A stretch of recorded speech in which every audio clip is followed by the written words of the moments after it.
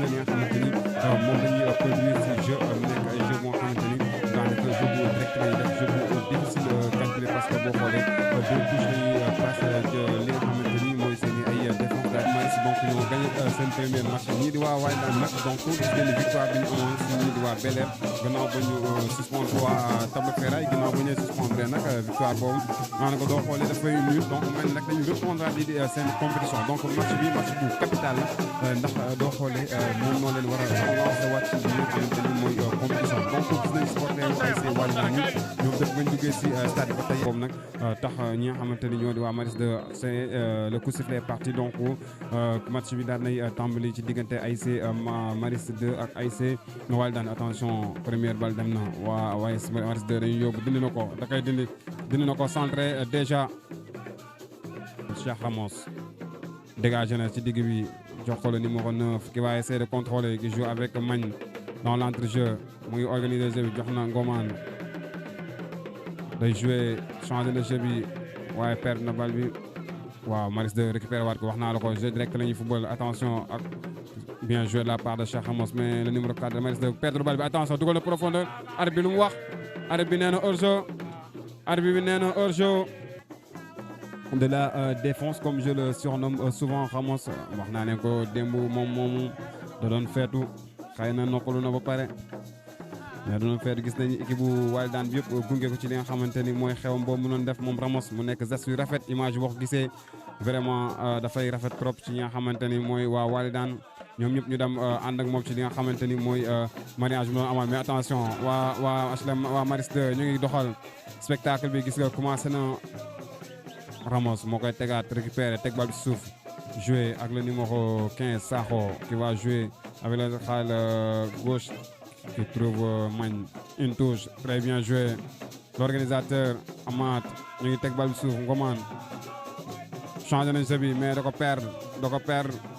perdre le numéro 5 qui va essayer d'accélérer attention belle tacle de la part numéro 2 retrait mais perdre na balle bi non bien récupéré de la part numéro 11 qui va essayer de changer le jeu le numéro 8 l'axe central c'est le numéro 9 de l'ASC Maris 2 qui va essayer de jouer avec une 2 dugal de profondeur Cheikh Ramos day mbëkk mais attention récupération de la part des joueurs de l'ASC Maris 2 qui vont essayer d'aérer le jeu ce qu'ils sont en train de faire c'est magnifique les joueurs de l'ASC HLM Maris 2 quelle tête il rate vraiment jouer le plus loin possible récupéré par Maguette qui pose la balle par terre bien joué de la part de Maguette applaudi par les supporters Magne qui va essayer d'accélérer le jeu avec Sakho que va faire Sakho qui change le jeu bien joué de la part du capitaine mais belle récupéré par le numéro 9 l'axe central qui est en train de faire une très bonne première période le numéro 9 de nañ jàppale vraiment ñu ngi ciy jàpp bu baax a baax ñu ngi ciy jàpp bu baax kon boog Maris 2 Wydad latéral droit qui donne à son attaquant protégé par le goal il a pris un coup le goal par 1-0 ak problème technique yi ñu amoon deuxième mi-temps parce que au niveau du stade bon il y avait des problèmes d'électricité du coup on n'a pas pu prendre la deuxième mi-temps en direct centré na ko dévisé par le défenseur repris par le joueur de l'ASC Maris 2 il va faire quoi il contrôle il centre que c'est facile 6 mètres waaw ñu leen koy waxee rek qui est par terre mais dafa mel ni garaaw na parce que doo xoolee joueur ASC numéro 4 bi mu ngi jàpp bopp numéro 4 bu ASC Maris 2 mu ngi jàpp bopp bi dafa mel ni gaañu bi métti na de dafa mel ni gaañu bi métti na parce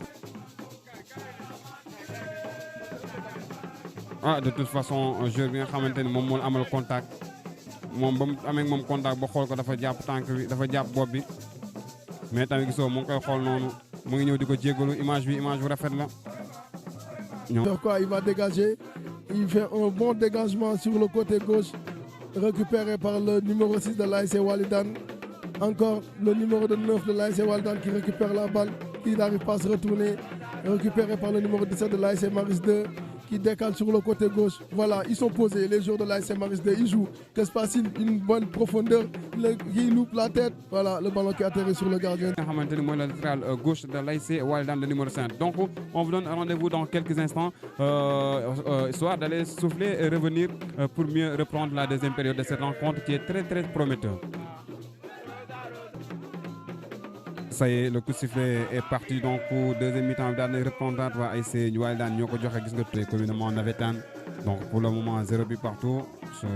Arbitre faute, bien sûr faute, il y a faute. C'est un anti-jeu, il a poussé par ses deux bras. Donc faute. Pour le moment 0 but partout entre HLM Maris 2 et da koy jouer direct Amath moom moo koy dóor wala Maguette. Essayer de dóor directement ce camp, c'est cadré mais bien capté par le gardien de but de l'HLM Maris 2 qui va essayer d'allonger le plus rapidement possible. Il alerte le numéro 5. Je jot na ko arbitre lu muy wax dara amul. match baa ngi dem mu nekk match bi nga xamante ne instant bi ni calcul la match calcul ndax instant bi ni ñaari équipe yëpp ñu ngi pousse mais xam nañ ni pousse fajul dara. Il faut nous calculer. Ballon récupéré par le ministre de la Défense, comme tu l'appelles, Cheikh Ramos. Il va faire quoi? Il décale sur Sakho qui contrôle. Sakho qui décale. Voilà, qui décale sur le latéral. Le latéral qui pousse. Il va faire quoi? Il sent en retrait. Il n'y a personne. 12 dans l'ASC Maris 2. Gis nga waa ASC Walidane ñu ngi accéléré jeu bi. Dóor na centré na ko. Bien dévié de la part des défenseurs. Eto'o récupère. Qui va essayer d'alerter Maguette. Tête qui ne cadre pas. Qui ne trouve pas le cadre.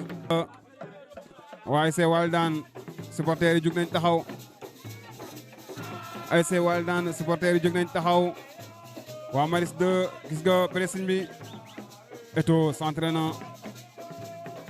Mais corner. Belle réaction de la part des joueurs de l'ASC Walidane. Attention au contre. Dem na corner bi dem na tête déviée. Sakho enroulé na ko dugg na ça fait